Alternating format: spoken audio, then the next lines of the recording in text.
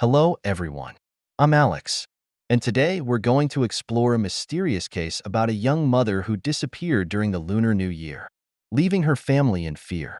The police discovered some strange clues, but the truth wasn't revealed right away. It took 35 years for a major breakthrough to occur, and finally, everyone found out what happened to her that New Year's Day.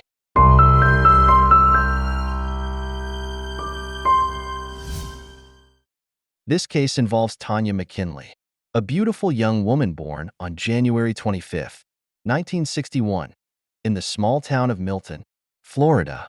She grew up in a loving family, and she was very close to her older sister. The two of them enjoyed playing outside, skateboarding, and bowling together.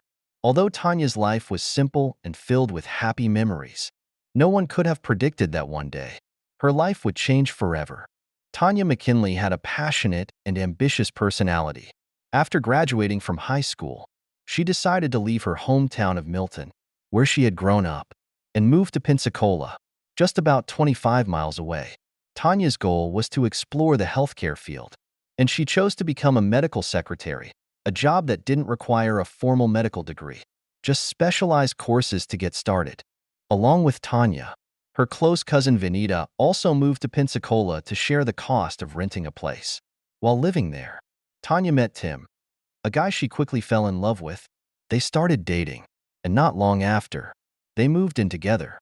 In 1983, Tanya was thrilled to welcome her first child, Timothy. However, life wasn't always as easy as she had hoped.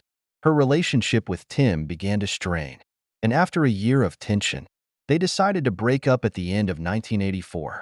During this time, Tanya temporarily moved back in with her cousin Venita, who was married and had 2 children. Tanya planned to find her own place, hoping to become independent and continue her life. But what happened next was completely unforeseen. On the evening of December 31st, Tanya, along with Venita and her husband, decided to go out and celebrate New Year's Eve at a local bar. They left the children at a late-night daycare and began to enjoy the festive atmosphere. The evening was lively with laughter, dancing, and Tanya met many familiar friends. When the clock struck midnight, everyone joined in welcoming the new year of 1985, and the atmosphere became even more exciting. However, as the night wore on, Venita and her husband decided to leave, as they needed to pick up the children from the daycare. The daycare closed at 1 a.m., which meant they only had an hour to get there. But Tanya, after a long period of work and caring for her son, didn't want to miss out on the chance to relax and enjoy the last night of the year. She decided to stay at the bar a little longer to savor the festive mood. Before parting ways, Venita asked Tanya if she had plans for how to get home, since they had come to the bar in their own car. Tanya replied that she would easily find someone to give her a ride home because there were many familiar faces around. Venita wasn't worried, as she thought Tanya could find a way home and promised to pick up Tanya's son from the daycare. However, things didn't go as planned. The night passed, and on the morning of January 1st, when Venita woke up, she was shocked to realize that Tanya had still not come home. This was strange because Tanya should have been home by then.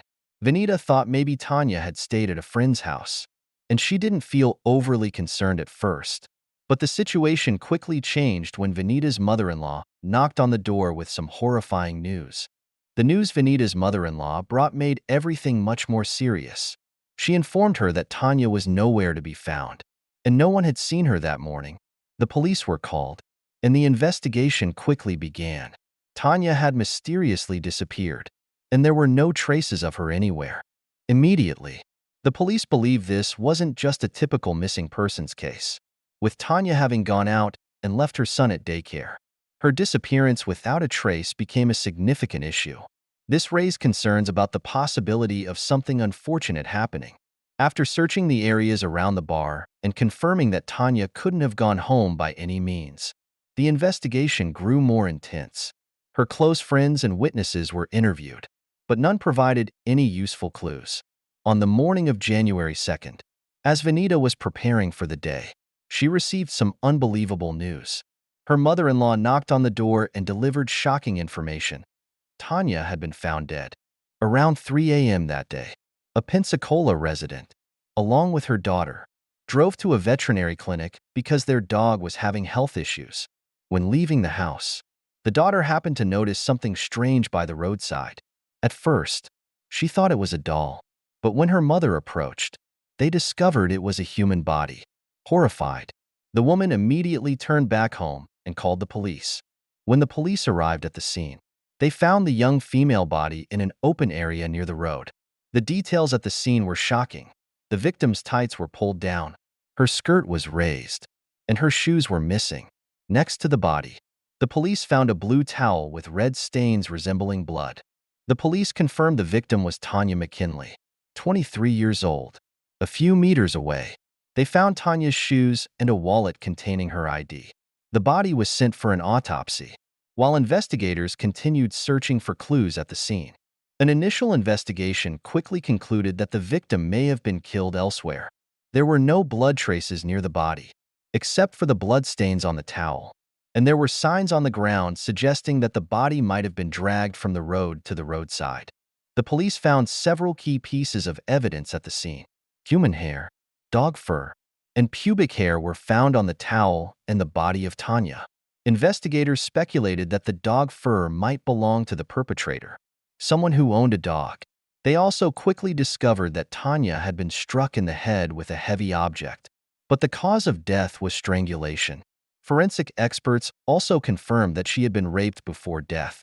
However, at that time, DNA analysis was not widely used in forensic investigations, and the police could only determine that the perpetrator had blood type B.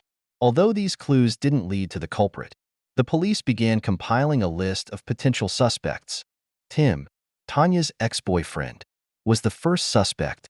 The police discovered that their relationship had not been peaceful, with frequent arguments, both before and after Tanya gave birth. When Tanya decided to break up, Tim opposed it and tried to convince her to get back together. This made investigators suspect that on New Year's Eve, Tim may have followed Tanya to the bar, leading to a confrontation that resulted in her death. The police summoned Tim for questioning, but he denied any involvement. Tim also agreed to provide a hair sample, but after analysis, experts could not find any DNA from him. When compared under a microscope, Tim's hair was distinctly different from the hairs found on the body and towel, so he was temporarily removed from the list of suspects. The investigation continued to focus on people who had been at the bar on New Year's Eve. They interviewed Vanita to ask about anyone who had acted strangely or had a confrontation with Tanya. But Vanita assured them that the evening went smoothly and there were no incidents. However, the police discovered an interesting detail. After breaking up with Tim, Tanya had a brief relationship with a man named Kurt, who was the bartender at the bar that night. The police quickly tracked down Kurt for questioning.